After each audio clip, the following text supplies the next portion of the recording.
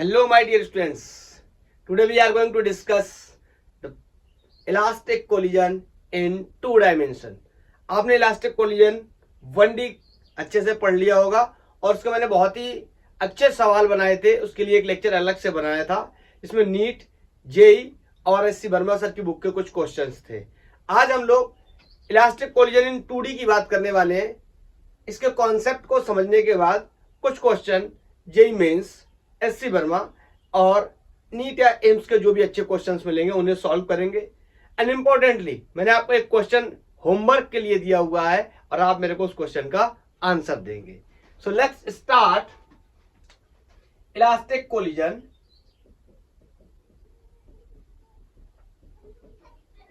इन 2D। अभी हम लोगों ने डिस्कस किया था प्रीवियस लेक्चर में कि जब कोई ऑब्जेक्ट दूसरे ऑब्जेक्ट से टकराता है, कोलिजन करता है, तो उसके बाद दो संभावनाएं हो सकती है कि या तो वो उसी लाइन पे मूव करता रहे, इट मींस वो वन डायमेंशन कोलिजन को शो करे, या फिर ऑब्जेक्ट्स फ्लाई कर सकते हैं, मींस 2D में मोशन कर सकते हैं।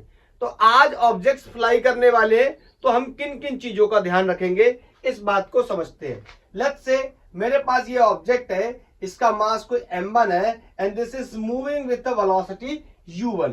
यहां पर अपन एक दूसरा ऑब्जेक्ट ले लेते हैं, मान लो ये u2 वेलोसिटी के साथ चल रहा है। दोनों बातें हो सकती हैं, मे बी ये रुका हुआ भी हो सकता है, ओके, चल भी सकता है। तो वेदर इट्स डिपेंड कि इसको क्या करना चाहिए। चलो अच्छा रेस्ट पे ही कर लेता हूं। मान लो ये रेस्ट पे है, कोई जरूरी नहीं है रेस्ट पे होगा, ठीक है। उसके बाद क्या होगा, this story is before collision, अभी कोई कोलिजन हुआ नहीं है। हाँ, अब मैं क्या बोलूंगा, ये दोनों आपस में कोलाइड करने जा रहे हैं, मतलब इनका पाथ अफेक्ट होगा किसी दूसरे पार्टिकल के फोर्स की वजह से। Actual meaning of collision, okay. तो मैंने मान लिया ड्यूरिंग द कोलिजन ये यहां पे कोलिजन हुआ and after that they start separate, और मैंने माना कि इसमें से कोई एक ऑब्जेक्ट, लेट्स से इसका मास m1 है, ये ऊपर की तरफ फ्लाई कर गया, एंड एक कोई ऑब्जेक्ट जिसका मास m2 है वो नीचे की तरफ फ्लाई कर गया। क्लियर। मैंने मान लिया इनके कुछ वेलोसिटीज भी होंगे, कुछ एंगल भी होंगे, तो मैं हॉरिजॉन्टल से यहां से देख लेता हूं और मैं बोल दूंगा इसने कोई θ1 एंगल को बनाया है और इसने भी कोई हॉरिजॉन्टल से θ2 एंगल बनाया है। हाँ, क्वेश्चंस में ये सेम एक जैसे भी कर सकते हैं, नो प्रॉब्लम। अपन क्या कर रहे हैं, एक बहुत ही कॉमन रिजल्ट ड्राइव करने जा रहे हैं। दैट्स व्हाई हमने क्या लिया हुआ है, एक जनरल फिनोमेना लिया हुआ है। हाँ, अभी क्या होगा, ये दोनों ये किसी वेलोसिटी से भी मूव कर रहे होंगे, तो मान लिया इसकी वेलोसिटी v1 है, इसकी वेलोसिटी भी v1 है। अभी आप मेरे से ये मत बोलना कि इन दोनों की वेलोसिटी अलग ले लो, अलग होगी तो क्वेश्चन में सॉल्व कर सकते, नहीं तो बार बार बहुत ज्यादा वेरिएबल्स बन जाएंगे, इस वजह से मैं ऐसे बोल रहा हूं, ठीक है। एंड एवरीबॉडी नोज कि ये object and this object is moving in two direction, तो हमें यहां पर कंपोनेंट ऑफ द वेलोसिटी का यूज करके मोमेंटम कंजर्वेशन जैसी चीजों की बात करनी पड़ेगी। मैं आपको प्रीवियस लेक्चर से दोबारा रिकॉल करा देता हूं। In case of elastic collision momentum conserve कर सकते हैं अपन एंड एनर्जी भी कंजर्व कर सकते हैं। In case of in elastic energy conservation नहीं होगा, नेक्स्ट लेक्चर का पार्ट है उसमें डिस्कस करेंगे। तो यहाँ पर अपन मोमेंटम और एनर्जी, बेसिकली इंपॉर्टेंटली कौन सी एनर्जी, काइनेटिक एनर्जी। तो आप बताओ, इसके पास 2D में वेलोसिटी है तो इसका मोमेंटम x के अलोंग भी होगा और y के अलोंग भी होगा, क्योंकि इसके पास दो डायरेक्शंस में क्या है, वेलोसिटी है। तो मैं इसका कंपोनेंट्स बना लेता हूं। एंड आपको पता है ये v1 वेलोसिटी से मूव कर रहा है, ये हॉरिजॉन्टल से θ एंगल बना रहा है, तो इसका इस साइड कंपोनेंट को आ जाएगा क्या, v1 cos θ1, और इसका दूसरा जो कंपोनेंट है परपेंडिकुलर कंपोनेंट y के अलोंग आ जाएगा v1 sin θ, और यहां पर मैं लिख दे रहा हूं ये x के अलोंग आ गया क्या, v1 cos θ। ऐसे आपको पता है इसके बारे में भी डिस्कस करना पड़ेगा, इसके भी दो कंपोनेंट बन जाएंगे। इस डायरेक्शन में आ जाएगा v1 cos v1 cos θ1, बोलो। और y डायरेक्शन में यहां पर इसका कंपोनेंट आ जाएगा, that is b1 sine theta 2। मैंने बाई मिस्टेक थीटा 1 लिख दिया, थीटा 2। दोनों अपन अलग अलग एंगल से क्या कर रहे हैं, दोनों को ट्रीट कर रहे हैं। बोलो, अभी मेरे हिसाब से आपको कोई प्रॉब्लम नहीं होनी चाहिए। मेरे को इसको और भी जर्नल करना चाहिए। एक सेकेंड, ये जो वेलोसिटी में b2 ले रहा, सॉरी b1 ले रहा हूं ना, इसको भी अपन b2 ही कर लेते हैं। तो यहां पर ये सिंपली हो जाएगा क्या, v2 cos थीटा 2, और यहां पर हो जाएगा v2 sin theta 2। Okay, general result drive कर रहे हैं तो जनरल चीजों की ही बात कर लेते हैं। अभी मेरी बात को आप ध्यान से सुनना। आपको पता है इलास्टिक कोलिजन है, हम इस्तेमाल करेंगे किसका, कॉन्सेप्ट ऑफ मोमेंटम कंजर्वेशन। मैं आपको दोबारा से एक बार रिकॉल करा देता हूं कि मोमेंटम कंजर्वेशन हम कब इस्तेमाल करते हैं। आपको पता है, when the no net external force on the system, not particle, on the system, then we can say momentum is conserve. It means जितना मोमेंटम बिफोर कोलिजन है, after momentum, after collision the momentum will be same if there is no net external force. Okay, net external force नहीं है तो कोई भी momentum में change नहीं आएगा। लेकिन यहां पर मेरे को एक बहुत ही इंटरेस्टिंग चीज देखने को मिल रही है। इंटरेस्टिंग चीज क्या है, अभी तक जो हम लोग पढ़ाई करी, हम बोलते थे कंबाइंड मोमेंटम कंजर्वेशन, लेकिन यहां पर कंबाइंड मोमेंटम कंजर्वेशन हमें दो एक्सेस के अलोंग देखना पड़ेगा, एक्स के अलोंग भी देखना पड़ेगा और वाई के अलोंग भी देखना पड़ेगा। तो चलो एक एक करके बात कर लेते हैं। ओके, अगर आपको मेरे थोड़े से वॉइस में कुछ प्रॉब्लम आ रही है तो very sorry for that. Common cold की वजह से उतना अच्छे से जो है मैं बोल नहीं पा रहा, लेकिन I am trying best. Okay, तो अभी अपन बोल देते क्या, combined momentum conservation, CMC, combined momentum conservation along x axis या एक्स डायरेक्शन। तो आप मेरे को बताओ, ये वाला ऑब्जेक्ट, या एक बार लिख दूं क्या, initial momentum will be equal to the final momentum. बोलो, तो इनिशियल मोमेंटम इसका कितना है, m1u1। बोलो, इट वॉज एट रेस्ट। अब चाहो तो इसको भी u2 से लिख सकते हैं, लेकिन फिर यहां पर मेंशन कर देना u1 is greater than u2, तभी कोलिजन होगा, अदरवाइज कोलिजन नहीं होगा। अरे ये तेज चला जाएगा तो टकराएगा कैसे। बोलो, will be equal to, finally क्या हुआ, दोनों सेपरेट हो गए। तो अपन किसके अलाउंग बात कर रहे हैं, एक्स के अलाउंग। तो मैं यहां पे लिख देता हूं, एक्स भी लिख देता हूं साथ में। ओके, तो एक्स के अलाउंग बताओ इसका मास कितना है, ऑफ कोर्स m1, और एक्स के अलाउंग इसकी वेलोसिटी कितनी है, v1 cos थीटा 1। बोलो, इसका मास कितना है, m2, and the velocity along the x is v2 cos theta 2। बोलो, तो ये जीरो को मैं हटा ही दे रहा हूं। अभी मैंने इसको एक इक्वेशन बना करके छोड़ दिया। मैं आपको क्या बताने की कोशिश कर रहा हूं, मेरी बात को ध्यान से सुनना। अब इसमें बहुत सारी चीजें अननोन होंगी, जब हमें क्वेश्चंस दिए जाएंगे तब हमें पता चलेगा। तो यहां से प्रॉपरली हम सॉल्व नहीं कर पाएंगे, फिर हम इसका दूसरा रूप यूज करेंगे, CMC अलोंग y डायरेक्शन। बोलो, तो I can say initial momentum in y direction will be equal to the final momentum in y direction. बताओ, ये मोशन कर रहा है x के अलोंग, तो y के अलोंग इसका कोई भी वेलोसिटी नहीं है, तो इनिशियली इस वाले पार्टिकल का momentum along the y direction will B 0 and this is at rest. ना इसको x में था ना ये y में रहेगा, रेस्ट पे है। बोलो, आई कैन से, यहां पर आप ध्यान से सुनना मेरी बात को। आपको पता है मोमेंटम एक वेक्टर क्वांटिटी है, तो हमें डायरेक्शंस को भी कंसीडर करना पड़ेगा, मींस पॉजिटिव या नेगेटिव साइन को ध्यान रखने के लिए।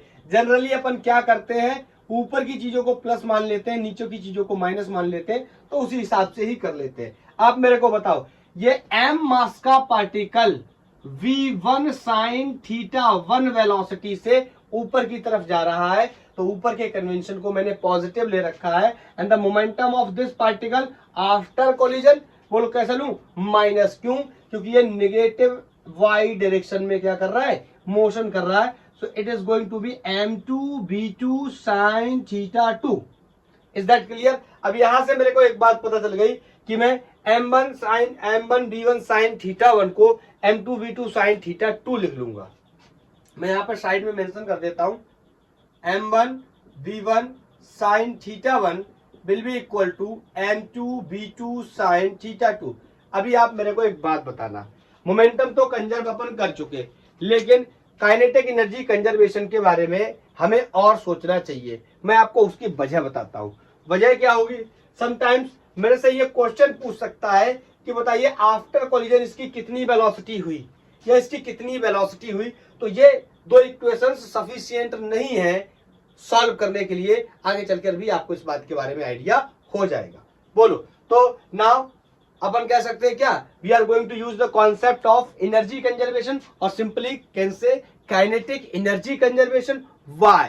Because everybody knows in presence of conservative force we can say energy will be conserve. बोलो, अगर यहां पर कोई नॉन कंजर्वेटिव फोर्स मौजूद होता तो हम एनर्जी को कंजर्व नहीं कर सकते। एक बार चेक कर लेते हैं। आप बताओ, क्या यहाँ पर कोई फ्रिक्शन है? नहीं है। क्या यहाँ पर कोई ड्रैग फोर्स या एयर रेसिस्टेंस है? नहीं है। हम आइडियल कंडीशन की बात कर रहे हैं। बोलो, तो हम कह सकते हैं कि एनर्जी क्या होगी? कंजर्व। हाँ, यहाँ पर एक फोर्स और हो सकता है जो कि इस तरीके से टकराने के बाद नॉर्मल रिएक्शन प्रोड्यूस करेगा, but we know internal forces contribution नहीं करते काइनेटिक एनर्जी या एनर्जी कंजर्वेशन या मोमेंटम कंजर्वेशन के कॉन्सेप्ट में। Is that clear? आपको अगर नहीं पता तो आप मेरे प्रीवियस लेक्चर्स को भी देख सकते हैं अगर आप जानते हैं, and it is very good. बोलो, बाकी मैंने थोड़ा बहुत यहाँ पे बता दिया।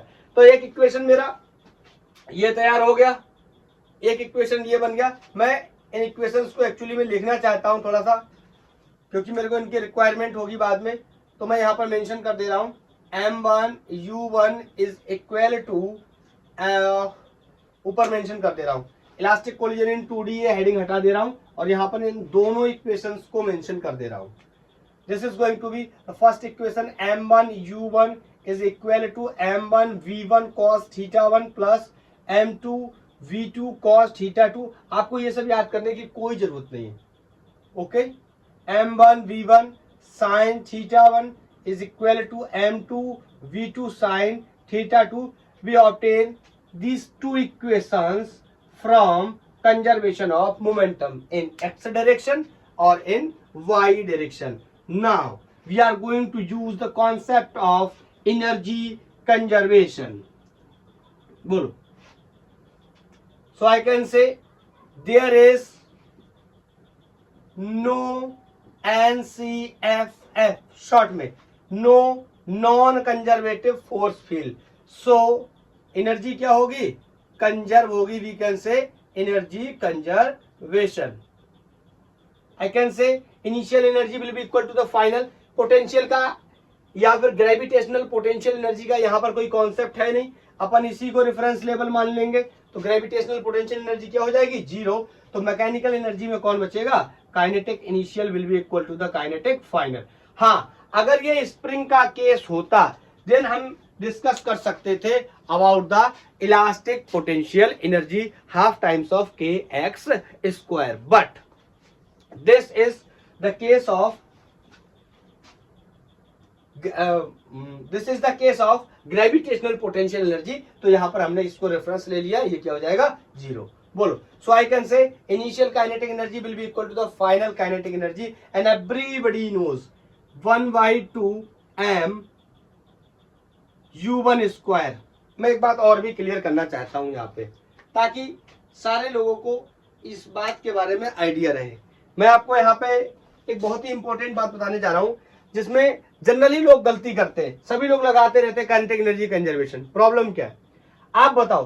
का इस वेलोसिटी के तो कंपोनेंट है, तो मैं kinetic energy conservation along the x लगाऊं, अलोंग द वाई लगाऊं, या पहले एक्स लगाऊं फिर वाई लगाऊं?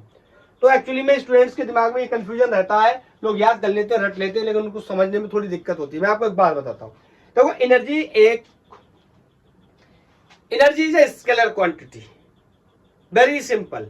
Then if energy the scalar quantity, then we are going not discuss about the direction of the energy. So simply we can say it doesn't mean कि ये 1D में चल रहा है 2D में चल रहा है।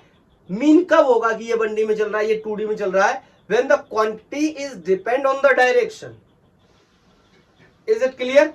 When quantity is independent of direction, then why are we going to discuss about the momentum conservation, sorry, energy conservation along the x or the y? Is this clear? In case of momentum, we were dealing the momentum is in x direction or is in y direction, because momentum is a vector quantity, but energy is the scalar quantity. So we are not going to discuss about the energy conservation in x और y. I think clear. सबको पता होती है ये बात, मैं जानता हूँ सारे लोगों को भी पता होती है, लेकिन अंडरस्टैंडिंग में कोई कभी किसी को बताता नहीं है, और इस वजह से स्टूडेंट्स के दिमाग में मैंने अक्सर देखा है, मैं पढ़ाता हूँ तो मेरे से एक दो लोगों ने पूछा है कभी कभी. बोलो क्लियर है? तो एनर्जी कंजर्वेशन, इसका initial kinetic energy 0 because it is at rest. इसके लिए सिंपली क्या यूज कर सकता हूं, हाफ m1v1 स्क्वायर, और इसके लिए यूज कर सकता हूं half m2v2 square for this mass. बोलो, the kinetic energy of this mass is half m2v2 square, the kinetic energy of this mass is half m1v1 square, and the kinetic energy of this mass is half m1u1 square. अभी आप देखो ना, मैंने यहाँ पे components वगैरह का use नहीं किया. क्यों? क्योंकि एनर्जी कैसी क्वांटिटी है, स्केलर क्वांटिटी है. अभी आप देखो तीसरा इक्वेशन ये बनके तैयार हो गया. दो इक्वेशन मेरे पास ऊपर है. तो टोटल अगर इन इक्वेशंस को अच्छे से रीड करने की कोशिश करूंगा तो आपको दिखाई देगा कि इसमें 7 अननोन है, 7 अननोन है. कैसे? दो मासेस, देखिए m1 और m2 अननोन मान के चल रहा हूं अभी, ठीक है. 3 वेलोसिटीज, एक u1 और एक v1 और v2. अगर ये होता तो एक अननोन और बढ़ जाता. बोलो क्लियर? तो दो मासेस, 3 वेलोसिटी, कितने हो गए? 5. और उसके बाद ये दो एंगल θ1 और θ2. 7 आर अननोन. लेकिन अगर मुझे किसी 3 चीजों के बारे में पता चल जाए तो मैं बाकी के अगर मेरे को किसी 4 चीजों के बारे में पता चल जाए तो बाकी के 3 चीजों को मैं क्वांटिटीज को फाइंड आउट कर सकता हूं. बस यहां पर इसी तरीके के फॉर्मुलेशन से हम काम करेंगे, इन इक्वेशंस से. कोई फॉर्मूला याद नहीं करेंगे. तो मैं आपको यहां पर मेंशन करके बता देता हूं, आप भी मेंशन कर लेना इस चीज को कि यहां पर कितनी चीजें हैं. There are 7 unknown quantity. सबको मैंने अननोन मान लिया है. बोलो, देयर आर 7 अननोन क्वांटिटी, जिसमें मैं एक्सप्लेन कर दे रहा हूं. क्या है? 2 क्या है? मासेस है. बोलो, 3 velocities like u1, v1 and v2, and 2 angles θ1 and θ2. Clear? अगर मेरे को किसी तरीके से पता चल जाए 4 चीजों के बारे में तो मैं कह सकता हूं, if we know about 4 of these quantities, then we can find remaining 3 quantities. 3 quantities कैसे? अभी जब क्वेश्चंस करेंगे ना तब पता चलेगा हम लोग कैसे करेंगे इसके बारे में. बोलो, इज दैट क्लियर? क्लियर है? आप नोट कर लो अच्छे से. और मैं अब क्वेश्चंस के थ्रू आपको बताना चाहता हूं कि हम इन इक्वेशंस का कैसे यूज करेंगे. तो मैं जेईई मेंस 2021 या 19 का आई थिंक प्रॉब्लम है, उससे शुरुआत करता हूं. मैं लैंग्वेज को नोट कर देता हूं ताकि आप पढ़े और समझे कि क्या बोला गया है एक क्वेश्चन में. ओके, ये क्वेश्चन है तो काफी अच्छा क्वेश्चन है. जेईई मेंस 2019 में ये क्वेश्चन पूछा गया. हमसे बोल रहा है कि एक पार्टिकल है जिसका मास m है, which is moving with 2v velocity. Rough diagram बनाने की कोशिश करते, मैं आपको बहुत बार बताता हूँ रफ डायग्राम बहुत ही इंपॉर्टेंट है हमारे लिए. मास m is moving with 2v velocity and collide with a mass 2m with velocity v. मतलब यहां पर अपने पास एक और कोई मास है जो 2m है और b वेलोसिटी से मूव कर रहा है. This story is before collision. अभी क्या बोल रहा है? कोलिजन हो गया. ठीक है, this story is during collision and mass 2m with velocity in the same direction. After the collision, the first mass get stopped. Collision के बाद क्या होगा? पहला mass it means m mass का रेस्ट पे आ गया। जो क्वेश्चन बोलता जाएगा वो करते जाएंगे। And stop completely which while second mass is placed into the two masses. Second mass दो मासेस में टूट गया जिसका हर एक का मास कितना है m ईच, मतलब ये दो बराबर भागों में बट गया। Which moves 45 degree with respect to the original direction. तो इसको बना लेते, मतलब ये यहां से इस तरीके से फ्लाई कर गया m मास का particle and this is also m mass particle and this is making the angle 45 with original direction. And original direction अपन ने क्या मान के रखी x, तो हॉरिजॉन्टल से 45 डिग्री के एंगल पे ये क्या कर गया, मूव कर गया। मेरे से बोल रहा है the speed of mass moving with the particle. मेरे से पूछ रहा है इसकी स्पीड कितनी होगी। बोलो क्या इस क्वेश्चन को हम सॉल्व कर सकते, बताओ। मैं एक बात आपको बता दूं, जब इसने नहीं बोला है कि ये दोनों अलग अलग वेलोसिटी से मूव कर रहे हैं, ये बोल रहा है speed of the moving particle will be, okay. ये मूविंग पार्टिकल्स बोल देता हूं तो भी कोई प्रॉब्लम नहीं है, इसका मतलब दोनों पार्टिकल की वेलोसिटी क्या है, सेम है। अगर अलग बोलता है तो अलग देखते हैं। हाँ अभी बताओ इसको कैसे सॉल्व करेंगे। अपन पहले क्या यूज करेंगे, पहले तो कंपोनेंट बना लेते हैं जल्दी से। बोलो इसके x के अलोंग कंपोनेंट कितना आ जाएगा, vx cos 45। बोलो, और इसका भी आ जाएगा x के अलोंग v cos 45। बोलो इसका इसके अलोंग y डायरेक्शन में this will be v sin 45। और बोलो इसका भी b sin 45। बोलो क्लियर। अब मैं आपको यहां से एक बात बताना चाहता हूं, अपन यूज करने जा रहे हैं क्या, कॉन्सेप्ट ऑफ मोमेंटम कंजर्वेशन। तो x के अलोंग यूज कर सकते हैं, y के अलोंग यूज कर सकते हैं। तो बोलो x के अलोंग यूज करने चला, CMC अलोंग x। तो आप मेरे को बताओ इसका x के अलोंग पहले मोमेंटम और इसका x के अलोंग बाद में मोमेंटम।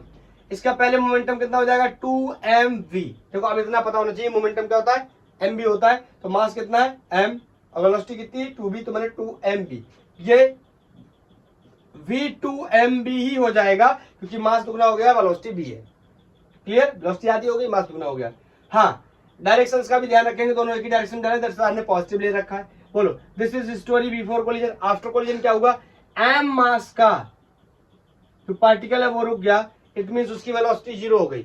और ये जो 2m मास वाला है ये दो पार्ट्स में टूट गया, तो इन दोनों पार्ट्स का अलग अलग मोमेंटम कंजर्व कर लेंगे। x डायरेक्शन की बात कर रहे हैं, ये हो जाएगा m। देखो वेलोसिटी इसकी भी b cos थीटा है, इसकी भी b cos थीटा, मतलब b cos 45, इसकी भी है b cos 45, इसकी भी है। तो मैं दो बार लिखूं क्या, mb, चलो लिख देता हूं mb cos 45, फिर से mv cos 45। आपको पता है this is going to be 2mv cos 45। तो मैं यहां से लिख सकता हूं, यहां से this is going to be 2mv, this is going to be 4mv and बोलो this is going to be 2mv। एक चीज यहाँ पे थोड़ी सी ध्यान रखने वाली बात ये है, ये वेलोसिटी आपके सेम नहीं होनी चाहिए। सेम कर दिए मैंने, तो यहाँ पर आप क्या कर लो, v डैश कर लो, नो प्रॉब्लम, नहीं तो ये आप कैंसिल कर दोगे बाद में। बोलो ये हो गया 2v डैश cos 45। अरे मानना है ना, अगर ये भी b मान लिया, ये भी b मान लिया, ये भी b के ऑर्डर में मान लिया तो सेम लगने लगेंगे। इस वजह से मैं इसको क्या मान लेता हूँ, v डैश b1 v2, जो मन करे वो मान लो। बोलो तो यहां से मैं बोल सकता हूं this is going to be 4mv and this is going to be mv dash cos 45, mv dash cos 45, this is going to be 2mv dash cos 45। बोलो यहां से मास एलिमिनेट हो गया, ये 4 से 2 गया तो यहां 2 बचा। बोलो तो मैं बाकी का कैलकुलेशन में ऊपर कर देता हूं।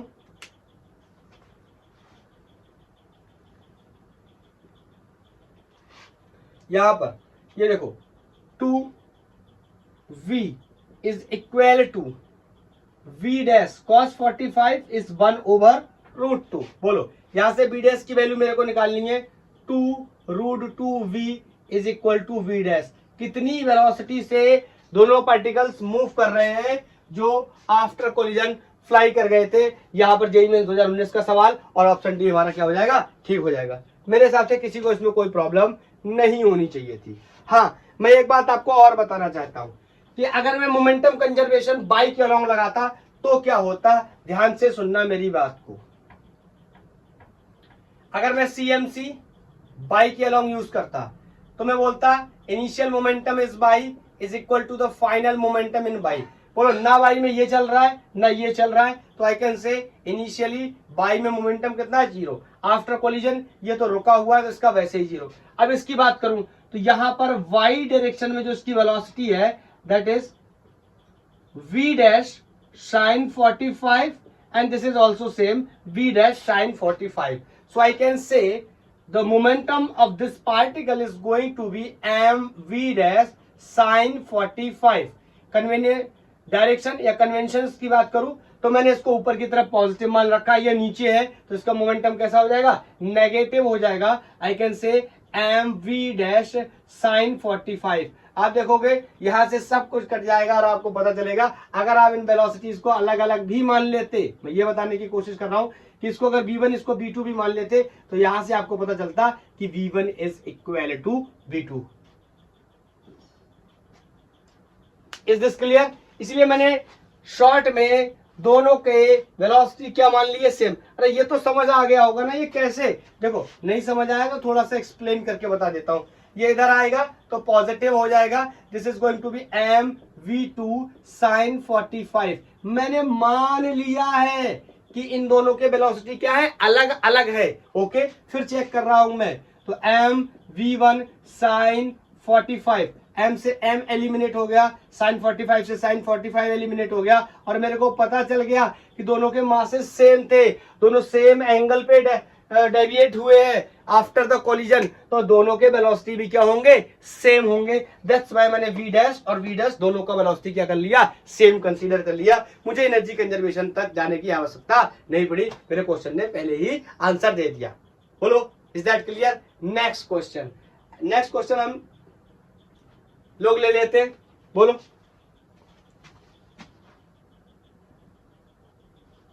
Very interesting question. Next question, ये तो बहुत ही बेसिक हम लोगों ने क्या किया, पहले सीधी रेखा में लाए, टक्कर करवाई, फिर उड़ाया। अगर ये मान लो ये स्ट्रेट लाइन में दोनों पार्टिकल ना मूव करके पहले से ही अगर ये 2D में मूव कर रहे होते तो हम किस तरीके से सॉल्व कर सकते थे। जेईई मेंस 2019 में एक क्वेश्चन और पूछा गया कि इस तरीके से एक पार्टिकल नीचे से आ रहा है, इस तरीके से एक पार्टिकल ऊपर से आ रहा है, इनके बीच में कितना एंगल है, इन चीजों की भी बात करेंगे, क्या वेलोसिटी से आ रहे हैं, इन चीजों की भी अपन बात करने वाले। यहां कहीं आके लेट्स से इनका कोलिजन हो गया इस जगह पे। ओके, ये बार बार मेरा छोटा ऊंचा नीचा हो जा रहा है, अरे ठीक है, बोलो। और मेरे से कहा गया है ये जो ऊपर वाला है ना, ये 30 डिग्री का एंगल बना रहा है और नीचे वाला 45 डिग्री का एंगल बना रहा है। इसका मास m है, इसका मास 2m है। तो बोलो, this is the story I can से बिफोर कोलिजन। बोलो, यहां पर क्या हुआ, कोलिजन हो गया, तो ड्यूरिंग कोलिजन। अब आफ्टर कोलिजन क्या हुआ, फिर से दोनों क्या करेंगे, उड़ जाएंगे, फ्लाई कर जाएंगे किन्हीं एंगल्स पे, तो इनके बारे में भी डिस्कस कर लेते हैं। हाँ, इनकी वेलोसिटी के बारे में भी डिस्कस कर लेते हैं। ये वाला पार्टिकल 5 मीटर पर सेकंड से मूव कर रहा है, ये वाला पार्टिकल 10 मीटर पर सेकंड से मूव कर रहा है, एंड आफ्टर कोलिजन कुछ स्थिति इस तरीके की हो गई।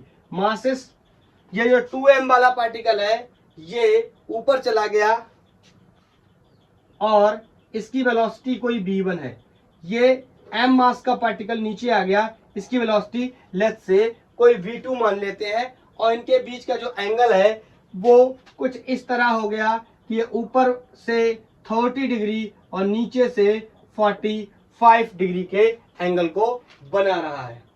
क्लियर? आप ये मत समझने लगना कि सर आपका ये और ये तो परपेंडिकुलर लग रहा है तो 90 डिग्री होना चाहिए। सॉरी फॉर दैट, ये इस तरीके से बन गया है, बट क्वेश्चन ने हमें एंगल्स की क्या दे रखी है, इंफॉर्मेशन दे रखी है। Then the question is find v1 and v2 after collision. Collision के बाद क्या वेलोसिटी होगी इस 2m मास के पार्टिकल की, और क्या होगी इस m मास के पार्टिकल की। आप लोग पॉज करो, नोट करो, मैं तब तक ऑप्शंस को नोट कर देता हूं। ओके, तो मैं यहां पर तब तक मैं ऑप्शंस को नोट कर देता हूं, आप क्वेश्चन को सॉल्व करो। तो first option is 6.5 metre per second and 3.2 metre per second, ये रिस्पेक्टिवली वगैरह लिखते रहना। ओके, दूसरा ऑप्शन है 3.2 metre per second and 6.5 metre per second, and the third option is 3.2 metre per second and 12.6 metre per second. D option को मैं इधर mention कर देता हूं, और ये बोल रहा है 6.5 मीटर पर सेकेंड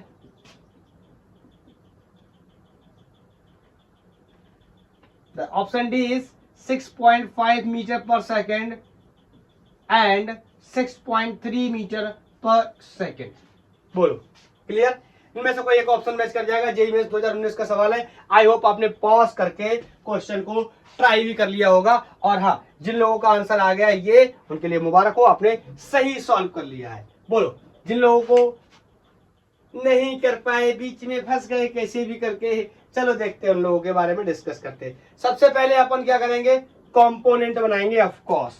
तो देखो, ये 10 का एक एक्स के डायरेक्शन में कंपोनेंट आ जाएगा, 10 cos 30। मेरे हिसाब से किसी को कोई प्रॉब्लम नहीं होनी चाहिए। ये वेलोसिटी हो गई एक्स के अलोंग m मास के पार्टिकल की। ऐसे इसका भी एक कंपोनेंट आएगा x के अलोंग, और वैल्यू हो जाएगी कितनी, 5 cos 45। फिर इनके इसका एक कंपोनेंट ऊपर की तरफ आएगा, जिसकी वैल्यू अपन लिख लेंगे कितना, y डायरेक्शन में, दैट सॉरी 10 cos की जगह क्या आ जाएगा, sin 30। क्लियर? हाँ, इस वाले का एक x के अलोंग आ गया, एक y के अलोंग कंपोनेंट आ जाएगा, simply will be 5 sin 45। Similarly after the collision भी ये 2D में, बिफोर कोलिजन भी 2D में, आफ्टर कोलिजन भी 2D में। अभी तक क्या था, प्रीवियस क्वेश्चन 1D में था before collision, but after collision 2D में हुआ था। ये पहले से ही 2D में है और बाद से भी। तो यहाँ पे जल्दी जल्दी कर लेते। यहाँ पर इधर एक कंपोनेंट आ जाएगा x डायरेक्शन में, इस ऊपर वाले मास का, this is simply is going v1 cos 30। और एक इसका भी आ जाएगा x डायरेक्शन में, this is going to be v2 cos 45। और इनके ऊपर के तरफ कंपोनेंट आ जाएंगे, इसका y डायरेक्शन के अलाउंग कंपोनेंट v1 sin 30, और इसका मैं यहीं पे मेंशन कर दूं क्या, इसका हो जाएगा y डायरेक्शन में v2 sin 45। अभी सारे कंपोनेंट्स रेडी है, अपन क्या करना शुरू कर देते हैं, CMC लगाना शुरू कर देते हैं, कंबाइंड मोमेंटम कंजर्वेशन करना शुरू कर देते हैं। पहले x के अलाउंग कर लेते हैं, फिर बाद में देखते हैं जरूरत पड़ रही है या नहीं पड़ रही है। बोलो, तो x के अलाउंग बात करूं तो इस वाले पार्टिकल का x के अलाउंग जो मोमेंटम है, that will be initial momentum along x, final momentum along x। तो बोलो, इस वाले का m मास हो गया, वेलोसिटी कितनी है, 10 cos 30।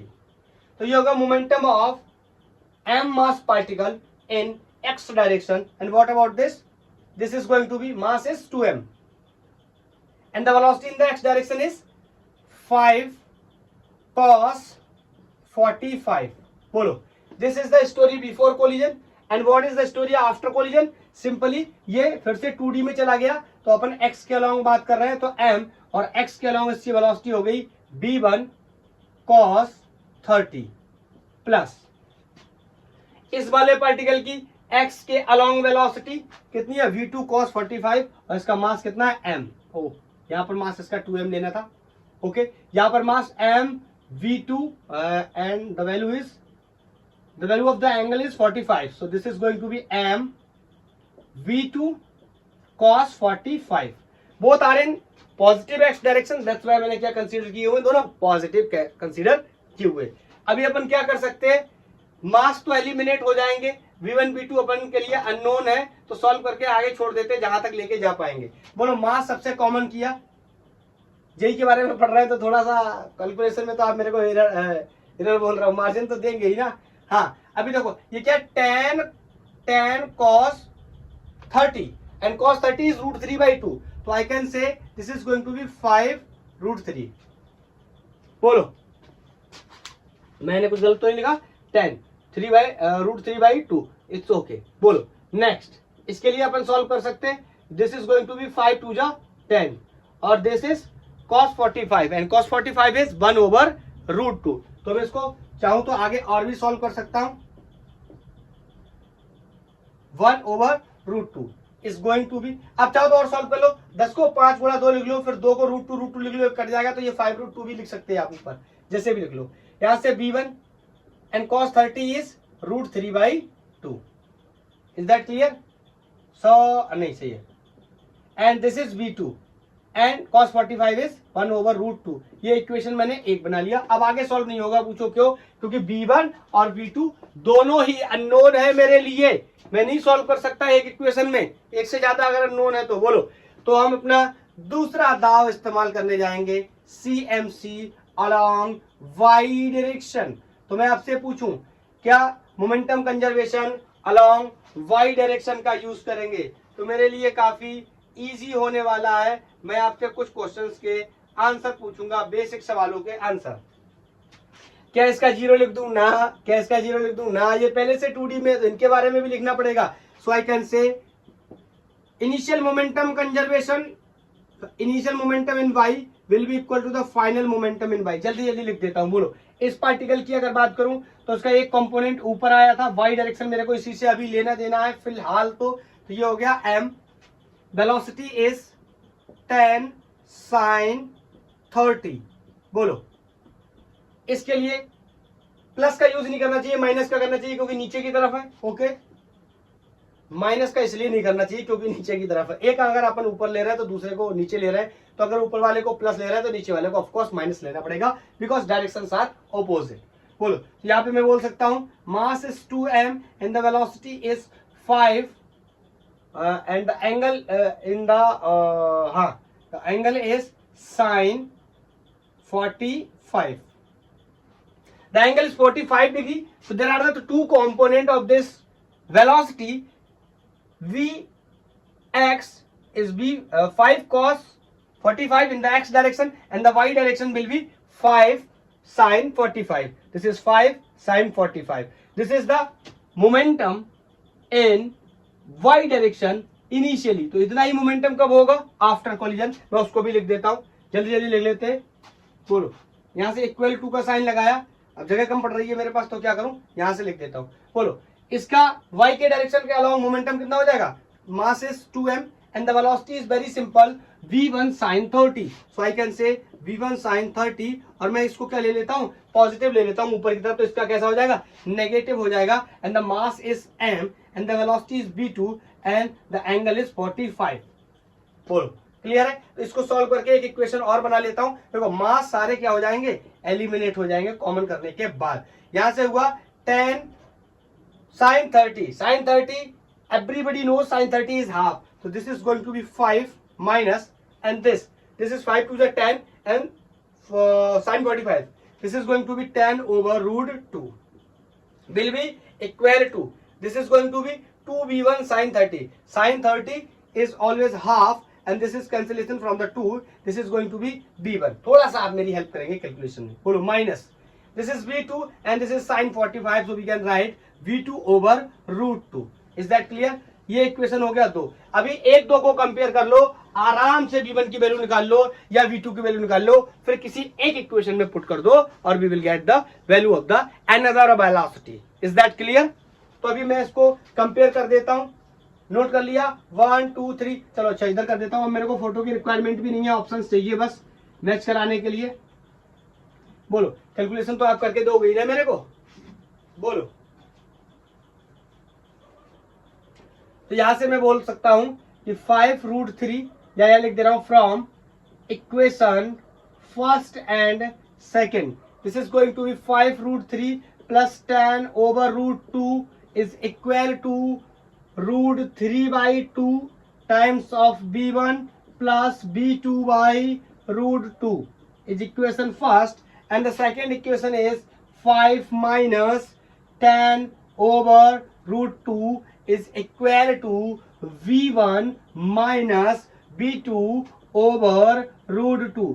यहां पर अपन ध्यान से देखेंगे तो ये वाला वैल्यू कैंसिल आउट हो जा रहा है, ये वाला भी कैंसिल आउट हो जाएगा। यहां से अपन B1 की वैल्यू को इजीली कैलकुलेट कर सकते हैं। तो यहां से ये हो गया 5√3 प्लस 5 इज इक्वल टू, ये दोनों में B1 है, यहाँ पर 1 है, तो यहाँ पर मैं कह सकता हूँ B1 को कॉमन लेने के बाद 1 प्लस √3/2। एंड प्लीज अब आप मेरे को इससे सॉल्व करने के लिए मत बोलिए कि इसको सॉल्व करेंगे, और इसको सॉल्व करने के बाद ये जो B1 की वैल्यू आने वाली है that is 6.5 metre per second. और जब भी अपन पता कर लेंगे B1 की वैल्यू, क्या कर देंगे, किसी एक इक्वेशन में रख देंगे, लेट्स से पुट इन 1 या 2 कहीं भी रख देंगे। तो B1 तो क्या करेंगे, पुट इन 1 और 2 किसी रख देंगे, तो यहां से V2 की वैल्यू निकल के आ जाएगी 6.3 मीटर पर सेकेंड, और अपना ऑप्शन डी क्या हो गया, सही हो गया। आप सॉल्व करके चेक कर लेना। क्या कॉन्सेप्ट क्लियर है? क्या कोई डाउट है? मेरे हिसाब से नहीं होना चाहिए बिल्कुल भी कोई डाउट। बोलो सर, मेरा तो अब कॉन्सेप्ट ही क्लियर हो गया इलास्टिक कोलिजन का, इधर इन 1 डायरेक्शन और इधर इन 2D। बोलो, मैं डिस्कस कर चुका हूं। मैंने सर प्रीवियस लेक्चर में बहुत ही अच्छे अच्छे क्वेश्चंस किए हुए हैं 1D के, आज मेरे को 2D का भी पूरा फील मिल गया और कॉन्सेप्ट भी मेरी पकड़ में आ गया है। अब मेरे से कोई क्वेश्चन हटेगा नहीं, कोई बच के जाने वाला नहीं है, मैं पूरा ट्राई करूंगा अच्छे से। ओके, तो अभी अपन क्या करते हैं, मैं आपके लिए एक क्वेश्चन छोड़ के जाता हूं, एक क्वेश्चन, और आप मेरे को उसका आंसर देंगे। इंपॉर्टेंट चीज क्या है, अभी जो क्वेश्चन मैं आपके लिए छोड़ने वाला हूं जेईई मेंस 2019 या 20 का क्वेश्चन है, और वो वेक्टर फॉर्म में है। देखो, तो वेक्टर फॉर्म में है तो आपको डरने की कोई जरूरत नहीं है। जैसे अगर उसने बोल दिया velocity is i cap plus j cap, कोई भी नंबर लिखे होंगे 2i cap plus 3j cap, like that. बोलो, तो ये वेलोसिटी ऑलरेडी 2D में है। बोलो, तो मोमेंटम कंजर्वेशन ऐसे करने की आपको जरूरत ही नहीं पड़ेगी, along the X along the Y, velocity दे रखी सिंपली 2D में, तो मोमेंटम कंजर्वेशन लगा देंगे, वेलोसिटी लगाएंगे। बोलो, वेक्टर में दे रखा है तो वेक्टर में ही आंसर बनेगा। बोलो, अगर वेक्टर में ना पूछ के स्केलर में पूछता है तो जो भी चीज पूछेगा उसका अपन क्या निकाल लेंगे, मैग्नीट्यूड। आपको पता है मैग्नीट्यूड स्केलर क्वांटिटी होती है। बोलो, तो मैं क्वेश्चन को नोट करता हूं और हिंट करके आपको 80% क्वेश्चन सॉल्व करके भी देके जाऊंगा, सिर्फ हिंट करूंगा। उसके बाद आपने फाइनल आंसर मुझे बताना है कि कौन सा ऑप्शन आपका मैच कर गया। तो क्या मैं क्वेश्चन को नोट कर दूं? यस, मैं कर देता हूं।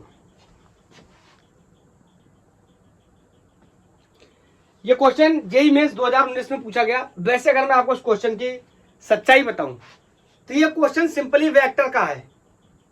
अगर आप समझो ध्यान से, बोल रहा है particle of mass m1 is moving with a velocity, इतनी वेलोसिटी से मूव कर रहा है, कोई वेक्टर है, ए जिसका नाम है, and collide with the another particle b of m2 mass which is at rest. बोलो, बनाऊं क्या एक रफ डायग्राम? ये m2 क्या है, रेस्ट पे है, ये m1 क्या है, मूव कर रहा है with a velocity 3i plus j metre per second.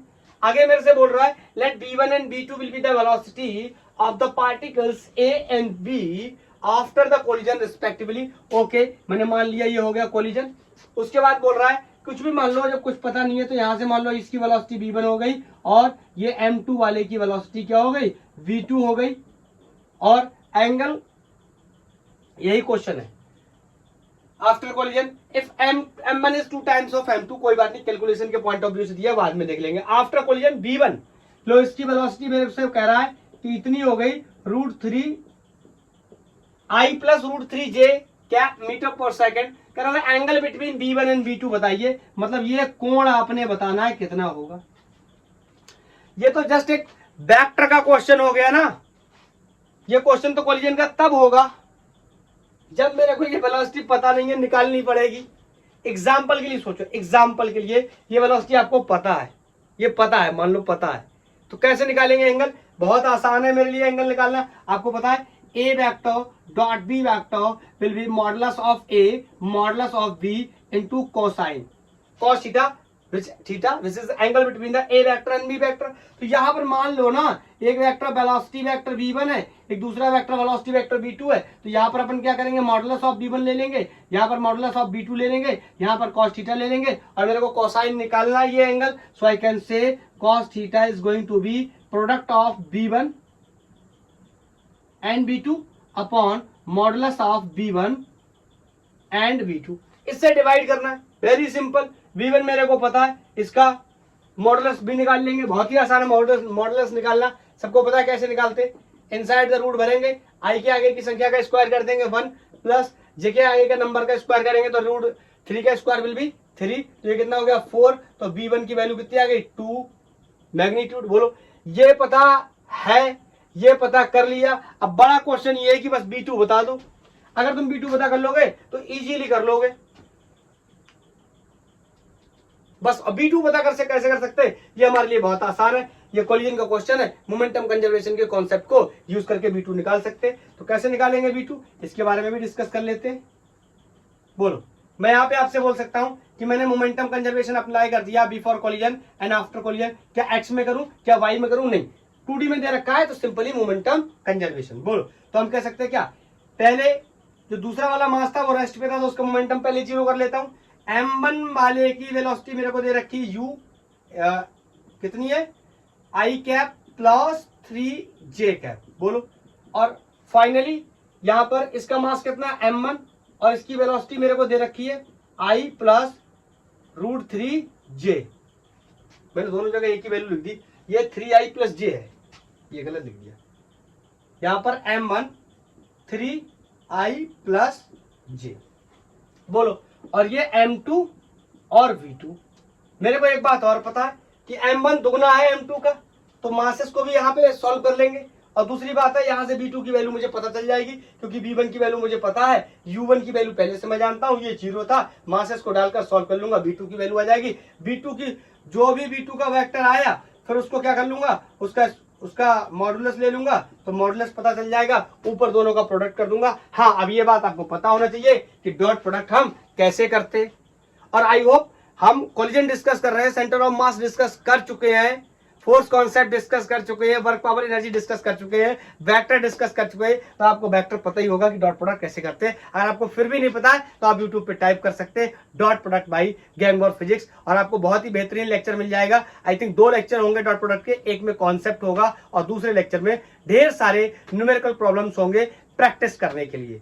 बोलो, तो ये सारी वैल्यूज यहाँ पे ला के रख देंगे, एंगल भी मिल जाएगा, और एंगल मैं बता ही जा रहा हूं, आप बस ये बता देना आया या नहीं आया। 150 के आसपास एंगल आएगा। बोलो, तो सॉल्व कर लेंगे, इसका आंसर आप मेरे को बता देना। आज के लिए इतना ही, थैंक यू, धन्यवाद, पढ़ाई करते रहिए। नेक्स्ट लेक्चर में हम लोग डिस्कस करेंगे elastic collision, in elastic collision in 1 dimension. Okay, तो आज के लिए इतना ही, बाय बाय।